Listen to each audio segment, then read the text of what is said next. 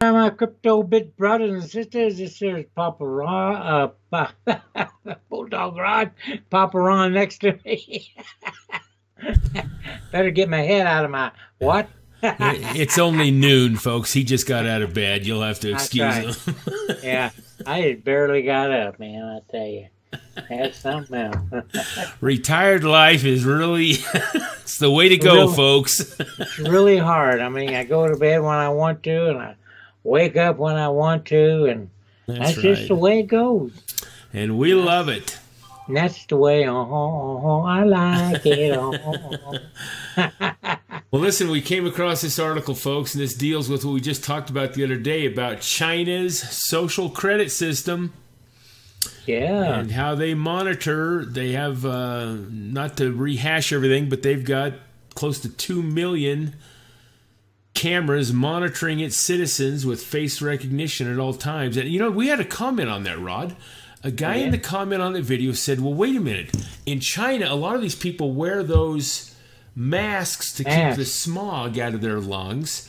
How does that affect the face recognition? That's a good comment. So I don't know how many people really wear those, and all the pictures we looked at didn't show any of them wearing those. No. So No, they didn't. I don't know. Maybe it's just in certain Maybe areas. they outlawed them. You know, they could do that.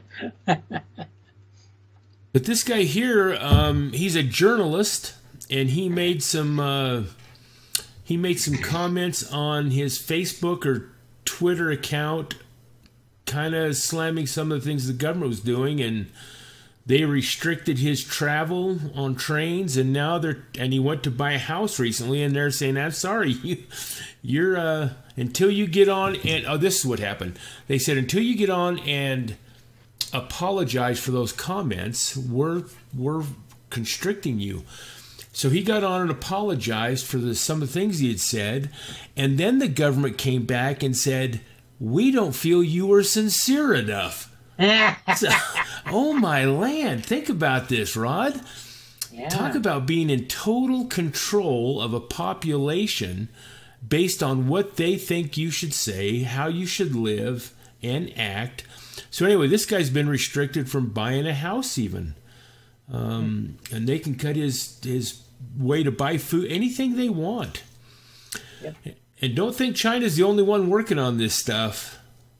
If we ever get to a digital system totally, including no cash, boy, they've got you right where they want you. Yeah. So we'll kind of keep everybody abreast of not that situation, but how that reflects if there's any news in the United States and so on. And we're putting up cameras here in the U.S. like crazy, Rod, and so's the U.K. Yeah, I know. You can't even walk into a Walmart without face recognition cameras taking a picture of you. Yeah. Anyway, I know. the thing that Rod and I got talking about today was this Rothschilds things that's been going around YouTube right now, and a lot of articles been written about it, and how the Rothschilds are starting a cryptocurrency. I think it's called the IMMO. And what brought this all to light is Mr. Buterman, one of the co-founders of Ethereum, tweeted that, matter of fact, let me read you the tweet, Rod. Okay. Yeah, I knew I wouldn't know. Oh, here it is. He said, "Are the Rothschilds actually remotely as powerful and coordinated as the conspiracy theorists seem to believe? Or are they just a group of old money socialites and all that other stuff is overhyped?"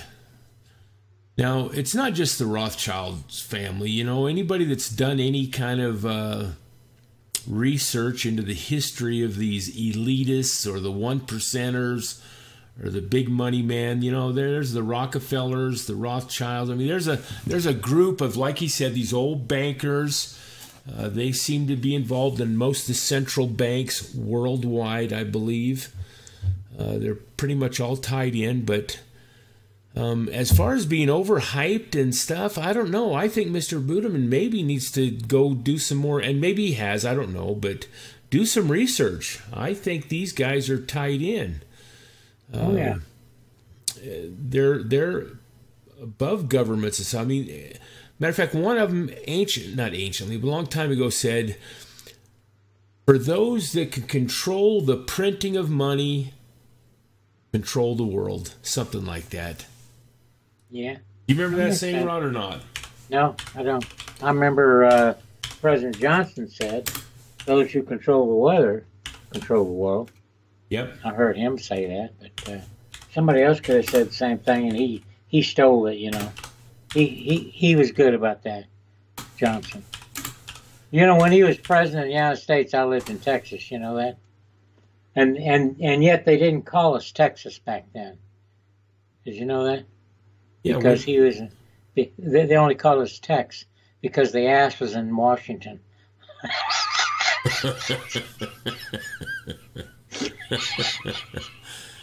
All right, it was Nathan Rothschild. Here's that quote. I found it. Okay. I care not what puppet is placed upon the throne of England to rule the empire on which the sun never sets. The man who controls Britain's money supply controls the British Empire, and I control the British money supply. Boy, he was an arrogant son of a gun, wasn't he? Yeah, and there was other, I mean, you can look through these quotes. There's other things, too. I mean, these guys realize that, hey, and it's true with our Federal Reserve in the U.S. There's nothing federal about it except its name. The people that print this money, they're in charge, man. They control the monetary system, the value of those dollars, and all that stuff. Yeah, and hence through central banking, which most countries have. So I think this thing runs deeper than Mr. Budeman's just kind of saying. And, of course, there's some YouTubers out there that are really kind of lowering the boom on this. Matter of fact, the actual thing that we were... This article here, Rothschilds IMMO, could the banking dynasty be warming up to cryptocurrency? I think this is kind of where it all started.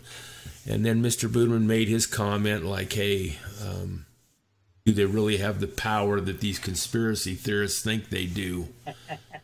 Folks, in our study, I'm afraid they do. Yeah. I think this last comment down here. No, they're talking about that economist where they made that quote that they wanted to have. And this is back in 1988, Rod. Wow. They made a quote saying that they wanted to have a global currency by 2018. Of course, that is about past. But this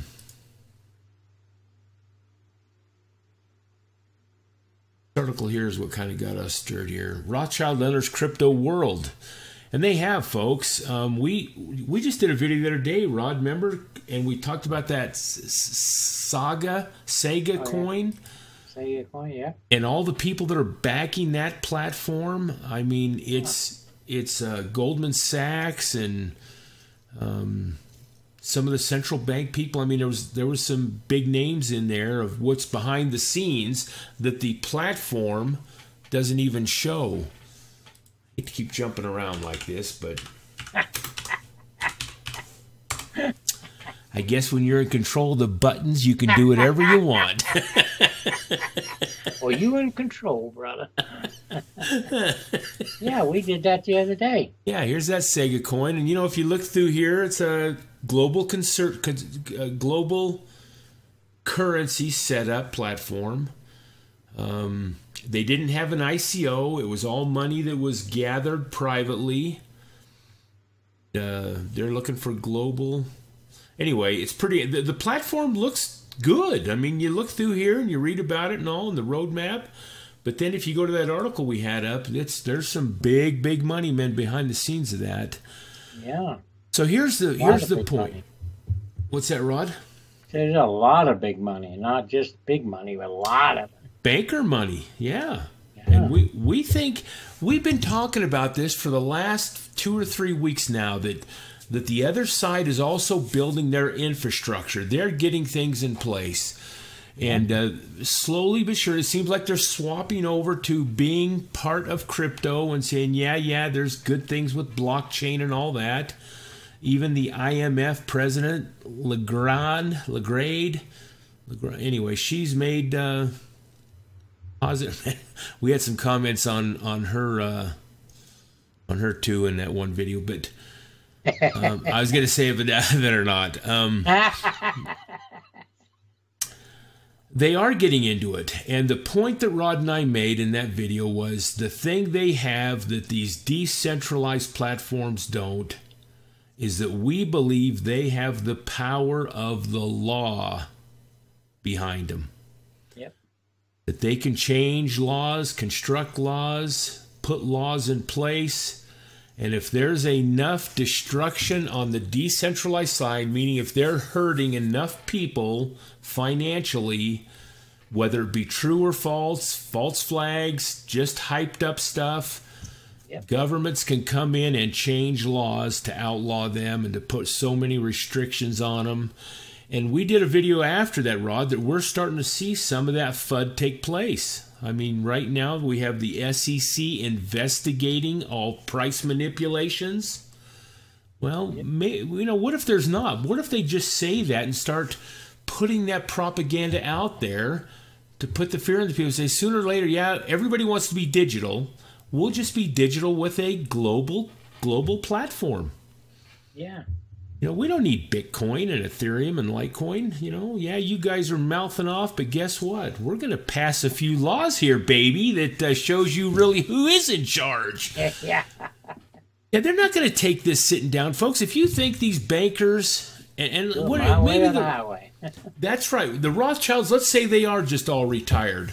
But you have new people in there like Goldman Sachs, Jamie Dimon, some of these big bankers. These guys aren't just going to go away. They're not going to sit down and have us take a free spirit, unregulated, decentralized system where we all can just do what we want financially. No, they're either going to be in the background somewhere or change things, but they're getting involved. Sure they are. Yeah, so we just wanted to not the writing's on the wall. And we're not saying it's going to totally swap over. There might be a decentral side. Who knows? We don't know that, Rod and I. And we're praying that it is decentralized, or at least some part of it or facet of it. But we're just being realistic about this. They have the power.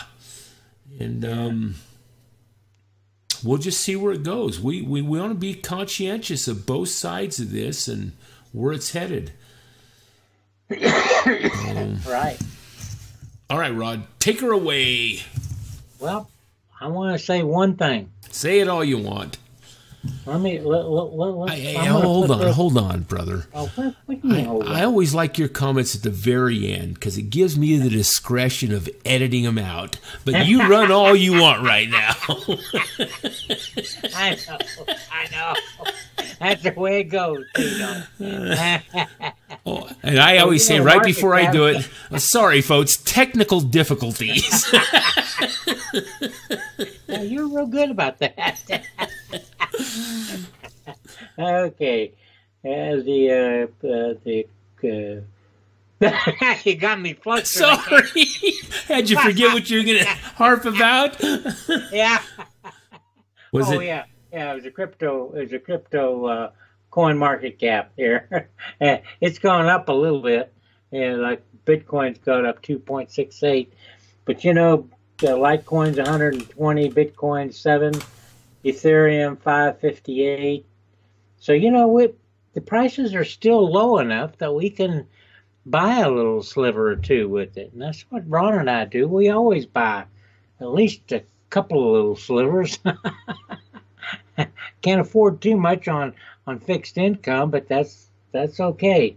We buy it, and that's the way we like it because we know it's going to go up, even though we talk about this loom and doom and stuff on the cryptocurrency and about people controlling it. But, for the majority so far, just the big coins are really manipulated. The small ones aren't. And we like it. So give us a thumbs up if you like what you heard, and God bless.